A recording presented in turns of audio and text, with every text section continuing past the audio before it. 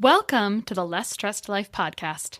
This is your host, Krista Bigler, private practice integrative nutritionist, helping people across the U.S. reverse digestive issues, eczema, and autoimmunity via phone and video consult. To learn more, visit lessstressednutrition.com. Now, on to the show.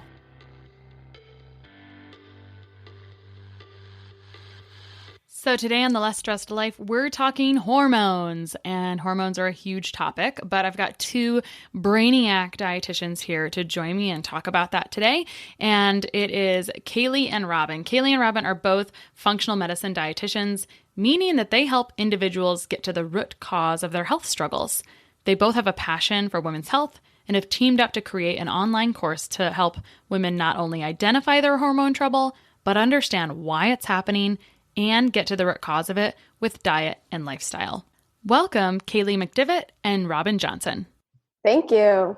Thanks for having us. Yeah, I'm excited to talk to these California girls today that we work alongside in other projects. So, and you guys have been really working on this mastermind project with Her Hormones Academy. But really, tell me how you guys got started in hormones more specifically. Like, how did you decide to kind of narrow it down and realize that women's health, hormones, period health, fertility was really a big deal?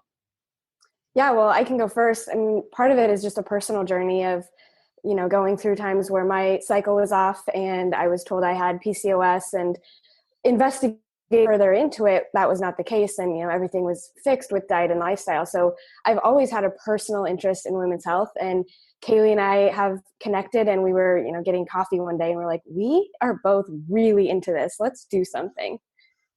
Yeah, and same here. I mean, it started with a personal interest, being put on birth control very young and not really knowing anything about it and having the full gamut of side effects. And wasn't until I started researching it myself that I realized that was an issue.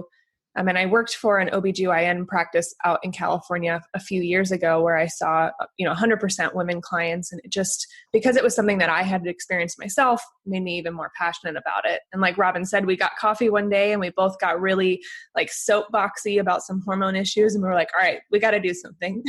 Yeah. Well, how many hormones are there? Like when you're thinking about women's health and hormones, like how many different points are just to like, this is a big topic. And I think we're going to try to zoom in and put in the context of stress. But if we think about like the big picture, how are hormones created? How many are there ish? So there's tons of hormones, and they're kind of in, different categories. Are we talking sex hormones? Are we talking our, insulin? Are we talking like stress hormones? So there's so many different categories, and all of these hormones communicate. So that's part of what we talk about in Her Hormones Academy is, we can't just talk about sex hormones and try to target that and improve those. We have to think about how is the brain communicating to our ovaries where those sex hormones are produced, and how is our insulin communicating with the rest of our body. That, all of these signals are passed throughout the body, and that triggers certain sex hormones. And so it's just a really big communication system. Okay, so let's talk about how stress impacts your hormones. And when we talk about hormones and we talk about women's health, we're also talking about period health and fertility, right? Mm-hmm. Yep. So when we're stressed, the adrenal glands that sit on top of our kidneys make our stress hormone cortisol. And that's a great starting point for figuring out how stress affects your sex hormones, because your adrenal glands are part of a bigger overall structure called the HPA axis, which starts with the hypothalamus and the pituitary gland in your brain and ends in your adrenal glands. But there are other axes that are similar. There's the HPO, which ends in your ovaries, and the HPT axis that ends in your thyroid. And anything that affects any of those axes is going to have an impact on the other ones. So specifically with the example of stress, if we have a whole bunch of stress and a whole bunch of cortisol, cortisol is in a negative feedback loop with that entire HPA axis. So it's actually going to tell the hypothalamus and the pituitary gland to slow down their function and their output, which is going to in turn affect our thyroid and our ovaries, which has wide-ranging effects on our sex hormones and our period health and our fertility. Oh, I really want to skip to like, okay, so then what do you do? Definitely cool science. So we've got the HPA axis, thyroid axis, and an ovarian axis. What are some examples of like things that show up when you go to your doctor's office, or things that you're like annoying things that you're dealing with? Yeah, if HPO axis or HPA axis or HPT axis, if any of these communication systems to our hormones aren't working, the symptoms that can present are so a wide range of things, like amenorrhea or lack of a period, infertility, lack of ovulation, low progesterone, estrogen dominance, acne, like PMS. I mean, it can go so far as this for the symptoms, because it's the hormones that either aren't optimal or maybe aren't getting in the right balance. And if those hormones aren't cycling like we want them to every month, then the symptom will present. And the symptom just can vary from woman to woman. Okay, this feels like a lot of history work. So where do you start when you realize, oh, this hormone is off, right? Like you look at each one of those systems individually and say, like, this is the priority? Yeah, so looking at symptoms is the best starting place, and that's how we both run our practice, and how Her Hormones Academy starts off, is looking at all of these symptoms alongside each other, because you can pick up patterns among these symptoms that help point you in the right direction. Because like Robyn talked about, it's a big web of communication and hormones, and it can feel really overwhelming to try to figure out exactly where the issue is. But nothing happens in isolation. It's usually part of a bigger trend or a bigger pattern, and looking at symptoms, especially how those symptoms are across the course of the month, can really be a great starting place for you. Okay. I like that analogy, because I think a web is probably one of the best ways to describe it. It is a little confusing. It's intricate and beautiful and intentional, but also like, how did you do that? How did your body do that? So as I think about hormones, I think about how when I've read about hormones and done study on hormones, I realize like, wow, this really is like 50% of the population should have of crash course all the time, right? Because if you don't know how your own body is working, that is a lack of empowerment. And you can't really feel like you're in control if you don't know how it works. So on that note, what are some things that we kind of do wrong to kind of alter hormones that don't really serve us long term in finding the root cause? Like, what are common things? Like, if you go to the doctor and you've got these problems, what are the common treatments that your maybe clients in your practice have done? Either they're kind of just hanging out in complacency, like oh, that's what my doctor did, or you notice that, oh, this is definitely the wrong direction. Do you know what I mean? Absolutely. And I think the biggest two that come to mind are thinking it's normal and not doing anything about it. So having PMS pain or having moods crash and feeling like you're not yourself every part of the month. People just women assume that that's normal, and that's just part of their cycle. So that's the first one. But then the second one is birth control, and just putting a big old Band-Aid on the symptom.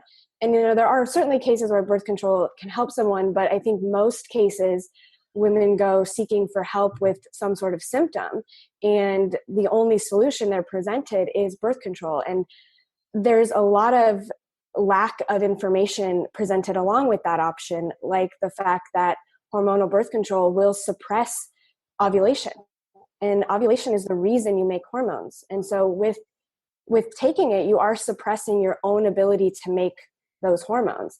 And I think that there's a bunch of information that's missed when that only option is presented. Why do you think that it's not normal for us to kind of take a bigger root cause analysis approach, or really help people understand this better? Like, why do you think we take the easy way? Is it because we're not well informed? Is it because our providers just don't know? Can't do what you don't know? Like, what do you think is the problem here? Yeah, this is a very big question. I think it comes down to a couple of things. So time is one of the biggest ones. The way that our healthcare system is set up right now, when you see a conventional doctor, I think the average appointment time is 7 minutes or something like that. And like we've already touched on, this women's health topic is this huge, complex, and beautiful web of intricate things all related. And if we have 7 minutes to talk about how you're feeling and give you a quick solution, we can't dive in there. And, the doctor's goal is to make you feel better right away. And something quick like a birth control Band-Aid is about the only option they have in that model. So, that's probably the biggest reason why we're not diving into it, on top of a lack of knowledge. And I think to add on to that is, as women, we're not taught about how our body works. So we also don't know what questions to ask. Most of us haven't learned about anything related to periods since fifth grade. And at that point, you're obviously not learning about hormones. And so it's hard to walk into a doctor's office, and feel confident in what you want or what to ask for when you haven't been educated on how your own body works yourself. Right. Can you tell us, give us examples of how stress manifests to impact hormones. Mm-hmm. So like you said, it's not just the kind of classic forms of stress, or maybe we're worried about a presentation at work or our finances, but it's things like chronic inflammation, whether that's coming from something going on in your gut or maybe an unknown or a hidden infection that you have in your body. It can obviously be both emotional and perceived stress.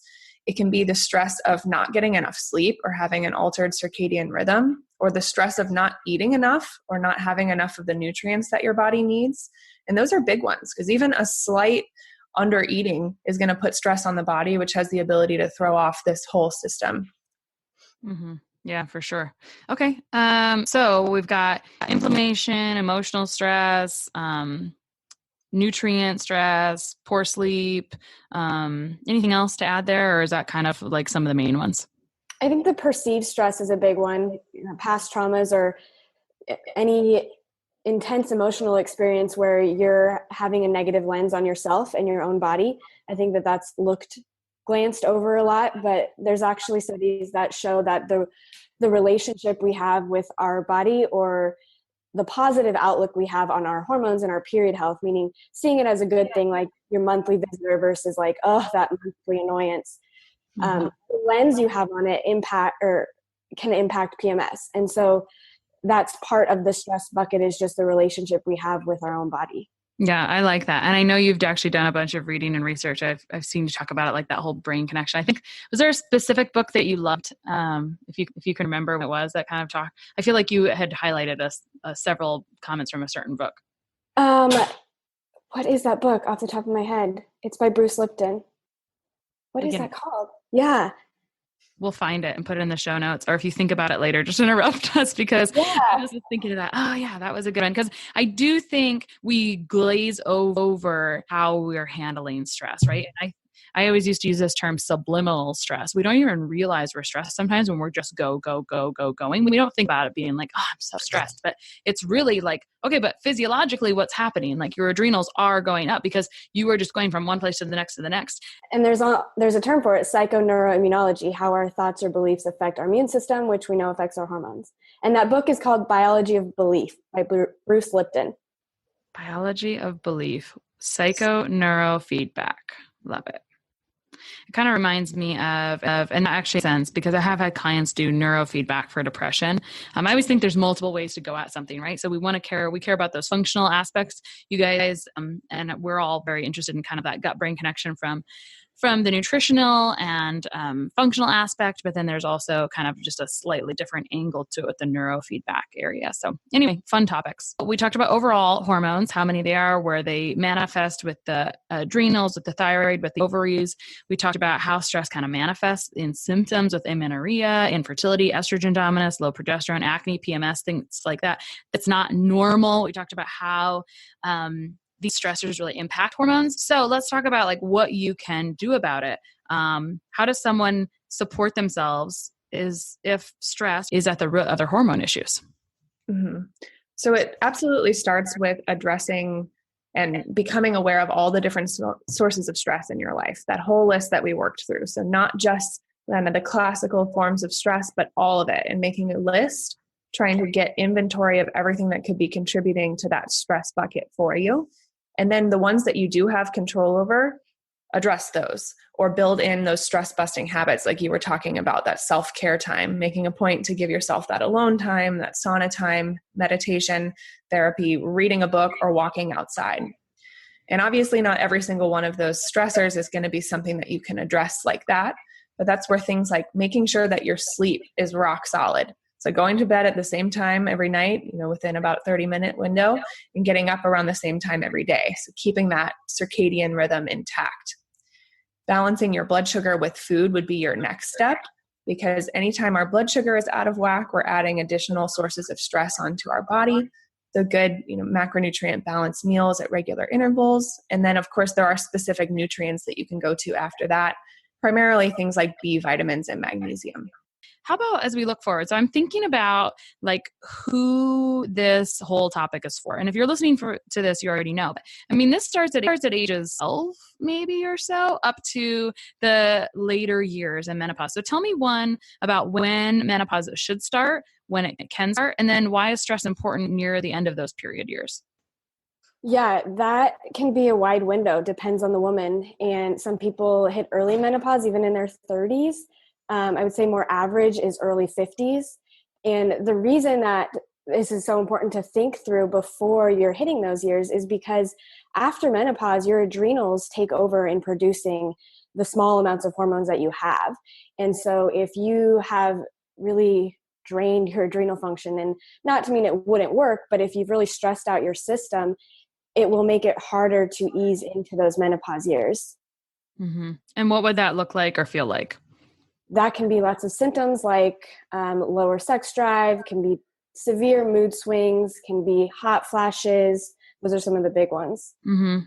But can you kind of walk us through what maybe like either signs and symptoms, maybe of adrenal stuff, and then appropriate testing? Yeah, absolutely. So starting with the signs and symptoms, obviously any changes to your cycle or any of the hormonal troubles that we mentioned before, like irregular periods, really bad PMS, endometriosis, low progesterone, all of those can indicate a potential situation with your adrenal glands because a lot of them do originate there. It can also be changes in your energy level throughout the course of the day. Maybe you have these big energy crashes, or maybe you wake up and you're just not feeling like you can get going, like you're never really opening your eyes. And then when it comes time to go to sleep, maybe you're just wired. You're not able to wind down at the end of the day. So those would be the big symptoms that might indicate that you should look further. And when it comes to testing, there are a lot of different options. I would say for the most part, staying away from that one-time blood test, whenever you go in to get your blood work done, to just check cortisol at one moment in time isn't a good way to look at it because your cortisol fluctuates throughout the course of the day. It's part of our circadian rhythm. So in order to assess whether or not we have a healthy cortisol rhythm, we want to see it measured at multiple points in the course of a day. And if there are any hormone problems, I really think that's a great place to look because that Dutch test looks at things way beyond cortisol metabolism as well. And I know you have a lot of go-getters that listen to your podcast. So for me personally, it was that Dutch test that made me realize my good stress was still too much stress. And that can be the case too when we're go-getters and we're doing too much in good things, but still too much. That can still impact your stress and your hormones. So that test is just so helpful to see like right in front of your face. Like you can't ignore, is this an area I need to address or not?